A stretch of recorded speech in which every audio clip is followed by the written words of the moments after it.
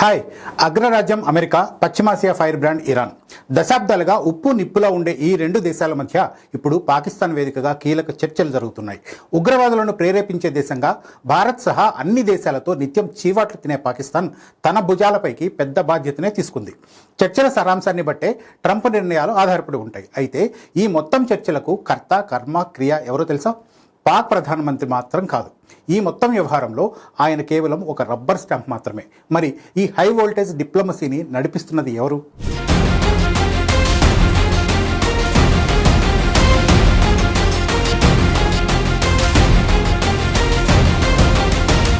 ఎవరి వ్యూహాలు ఎలా ఉన్నా, రహస్య ఎజెండాలు ఎన్ని ఉన్నా, మొత్తానికి ఆ రెండు దేశాలు ఎదురుబెదురుగా కూర్చొని మాట్లాడుకోవడానికి అంగీకరించాయి. అది కూడా పాకిస్తాన్లో. రెండు శక్తివంతమైన దేశాలు వారాల తరబడి యుద్ధం చేస్తున్న సందర్భంలో శాంతి చర్చలు జరగడానికి ఏదో ఒక దేశం వేదికగా మారాల్సి ఉంటుంది. ఉద్రిక్తతలను చల్లార్చేందుకు రెండు దేశాలకు ఒక మధ్యవర్తి అవసరమయ్యాడు. ఆ స్థానాన్ని పాకిస్తాన్ భర్తీ చేసింది. ఇరాన్, అమెరికాలను ఇస్లామాబాద్ గడ్డపైకి తీసుకువచ్చి ఒకే టేబుల్పై కూర్చోబెట్టడంలో పాక్ తెర వెనుక మంత్రాంగం నడిపించింది.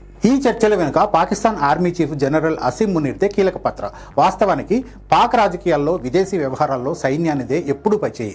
ఈ చర్చల్లో కూడా మునీర్ పాత్ర క్రియాశీలకంగా కనిపిస్తుంది. ఇరాన్తో ఇటీవల జరిగిన సరిహద్దు దాడుల తర్వాత దౌత్య మార్గాల ద్వారా రెండు దేశాలు తిరిగి సంబంధాలు మెరుగుపరుచుకున్నాయి. ఈ సాన్నిహిత్యాన్ని ఉపయోగించి భవిష్యత్తు ప్రయోజనాలను చూపి ఇరాన్ను మునీర్ ఒప్పించారు. మరోవైపు దశాబ్దాలుగా పెంటగాన్తో ఉన్న మిలిటరీ సంబంధాలను వాడుకొని అమెరికాను ఇస్లామాబాద్కు రప్పించారు. చర్చల ఎజెండా ఖరారు చేయడం నుంచి ప్రతినిధులకు భద్రత కల్పించడం వరకు అంతా మునీర్ కనుసన్నల్లోనే జరుగుతుంది. ఈ మొత్తం వ్యవహారంలో పాకిస్తాన్ పౌర ప్రభుత్వం, ముఖ్యంగా ప్రధానమంత్రి పాత్ర నామమాత్రంగానే మిగిలిపోయింది.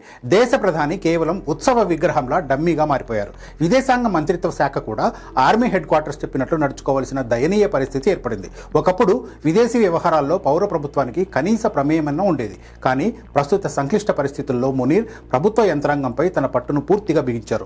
కేబినెట్ నిర్ణయాలను కూడా పక్కన పెట్టి పూర్తిగా సైనిక కోణంలోనే విదేశీ విధానాన్ని నడిపిస్తున్నారు.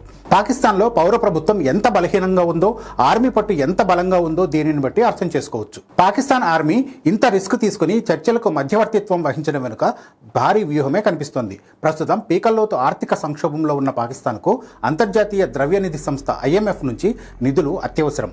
ఈ చర్చల ద్వారా అమెరికాను ప్రసన్నం చేసుకుని బెయిలౌట్ ప్యాకేజీలను సులభంగా పొందవచ్చని మునీర్ భావిస్తున్నారు. అలాగే పశ్చిమాసియాలో శాంతి నెలకొంటే ఇరాన్తో పశ్చిమ సరిహద్దులు ప్రశాంతంగా ఉంటాయి. తద్వారా తమ సైన్యాన్ని తూర్పు సరిహద్దులో అంటే భారత్ వైపు మోహరించేందుకు, అంతర్గత భద్రతపై దృష్టి పెట్టేందుకు వీలవుతుందని పాక్ మిలిటరీ భావిస్తోంది. అంతేకాదు, గ్లోబల్ డిప్లొమసీలో పాకిస్తాన్ వ్యూహాత్మక ప్రాధాన్యం ఏమాత్రం తగ్గలేదని ప్రపంచానికి సందేశం ఇవ్వడం కూడా మునీర్ ప్రధాన ఉద్దేశంగా కనిపిస్తోంది.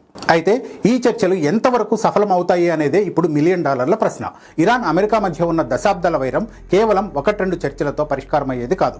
ఇరాన్ అణు కార్యక్రమం, ఇజ్రాయెల్ భద్రత, మధ్యప్రాచ్యంలో ప్రాబల్యం వంటి అనేక క్లిష్టమైన సమస్యలు ఇందులో ముడిపడి ఉన్నాయి. ఒకవేళ ఈ చర్చలు బెడిసి కొడితే పాకిస్తాన్కు, ప్రత్యేకించి జనరల్ మునీర్కు కొత్త తలనొప్పులు తప్పవు. ఒకవైపు బద్ధ శత్రువులైన రెండు దేశాల ప్రతినిధులను రప్పించి సాహసం చేసిన మునీర్ దీన్ని విజయవంతం చేస్తే పాక్ చరిత్రలో అత్యంత శక్తివంతమైన దౌత్యవేత్తగా, ఆర్మీ చీఫ్గా నిలిచిపోతారు. పశ్చిమాసియా రాజకీయాల భవిష్యత్తు ఇప్పుడు ఇస్లామాబాద్లో జరుగుతున్న ఈ మంతనాలపైనే ఆధారపడి ఉందనడంలో ఎలాంటి సందేహం లేదు. పాక్ ప్రధానమంత్రి ఆయన చేతిలో కీలుబొమ్మగానే మిగిలిపోతారు.